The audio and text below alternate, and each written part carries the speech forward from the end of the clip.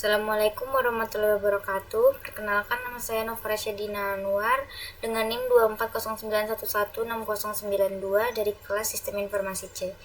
Ya, di sini saya akan menjelaskan mengenai materi ujian tengah semester Matematika Diskrit mengenai himpunan, logika matematika, dan fungsi. Jadi, materi ini akan diaplikasikan ke dalam bentuk pengkodean melalui tools Python. Saya akan mulai menjelaskan di bagian materi himpunan. Jadi, seperti data ini, import dari matplotlib.pyplot ini adalah untuk mengimport data. Kemudian, jika sudah diimport ini datanya itu melalui matplotlib_fan. Ini akan menampilkan visualisasi gambar seperti ini.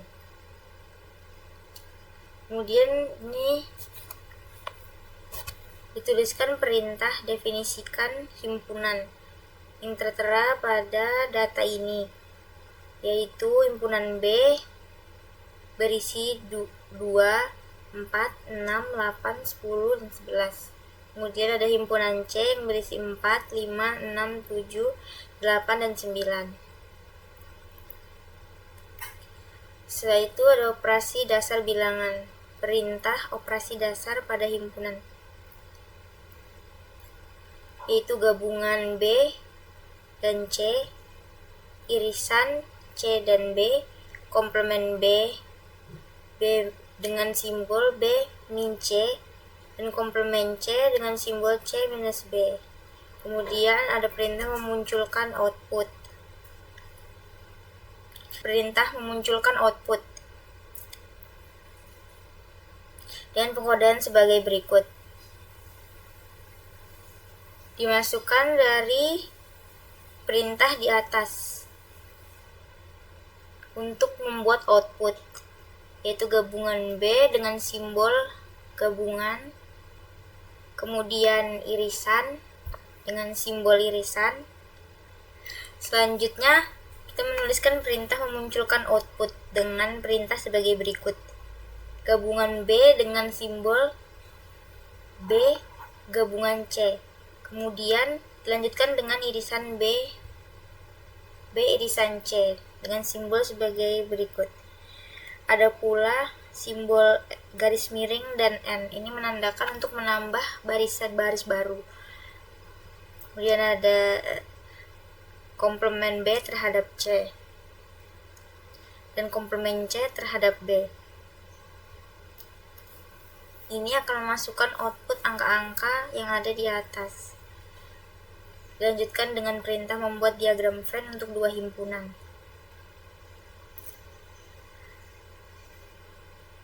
Angka 6,6 ini menandakan bahwa ukuran gambar yang akan tertera pada visualisasi data diagram Venn dengan maksud ukuran yaitu 6 kali 6 inci. Selanjutnya ada perintah memberi keterangan pada masing-masing area diagram Venn melalui Venn.get_label by ID. Jadi yang ke-10 ini terdapat komplement B. Kemudian di antara komplement B dan C ini terdapat angka 0,1 ini terdapat di antara B dan C. Kemudian ada irisan pada bagian 11 ini.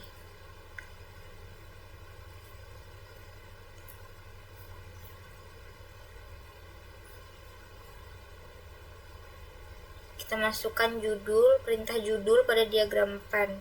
Ini dapat dari web tadi. Kemudian memberi perintah menampilkan diagram dengan kurung kosong, menampilkan gambar seperti di bawah. Ini adalah hasil outputnya.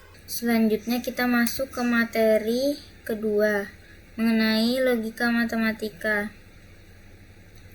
Jadi pada keterangan def truth label ini yaitu adalah sebuah fungsi yang akan menampilkan tabel kebenaran sebagai pengukur parameter dalam input.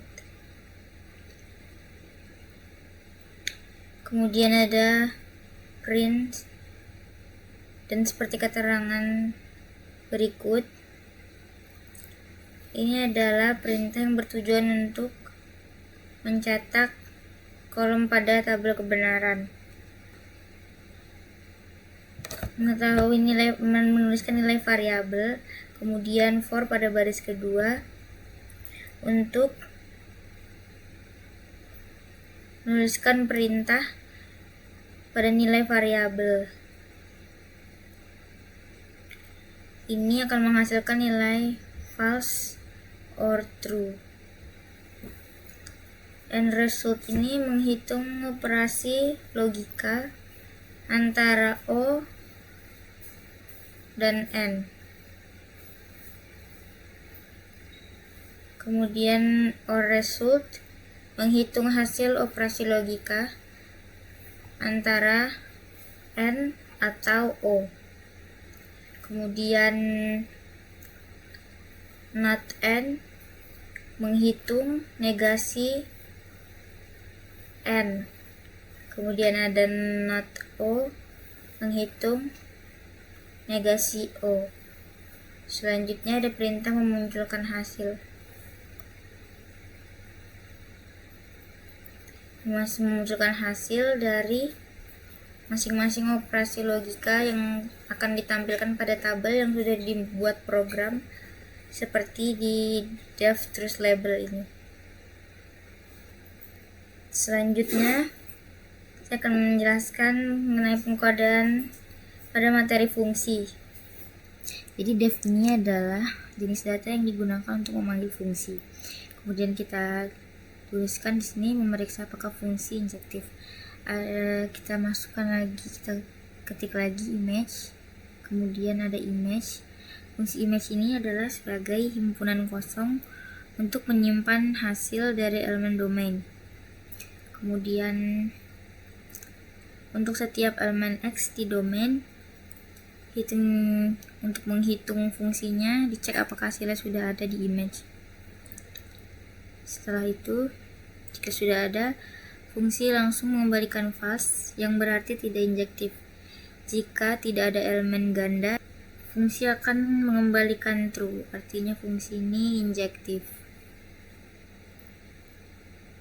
Kemudian ada fungsi surjektif.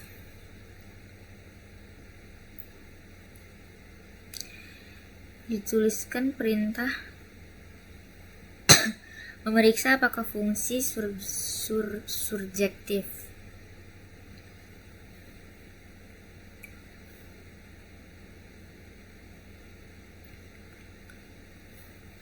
Fungsi ini digunakan untuk memeriksa apakah fungsi bersifat surjektif. Kita bisa melihat melalui kodomain yang dicapai satu elemen domain. Langkah-langkahnya yaitu langkah-langkah pada pengkodaannya yaitu dengan memasukkan kode function x for x in domain untuk menghasilkan semua nilai dari elemen domain. Kemudian selanjutnya membandingkan himpunan nilai tersebut dengan kodomainnya. Apabila keduanya sama, maka fungsinya surjektif dan true dikembalikan. Kemudian jika tidak, maka false dikembalikan. Kemudian ada fungsi bijektif. Fungsi bijektif ini Dituliskan terlebih dahulu perintahnya, didefinisikan domain dan kodomain sebagai berikut. Domain dengan nilai 246, kodomain dengan nilai 369. Kemudian tuliskan kembali perintah, definisikan fungsi fx sama dengan nilai 2x. Menuliskan def untuk memanggil fungsi. Fungsi bijektif ini mengembalikan hasil dari pemeriksaan injektif dan surjektif yang telah diinput pada kode sebelumnya dengan memanggil fungsi isInjektif dan isSurjektif.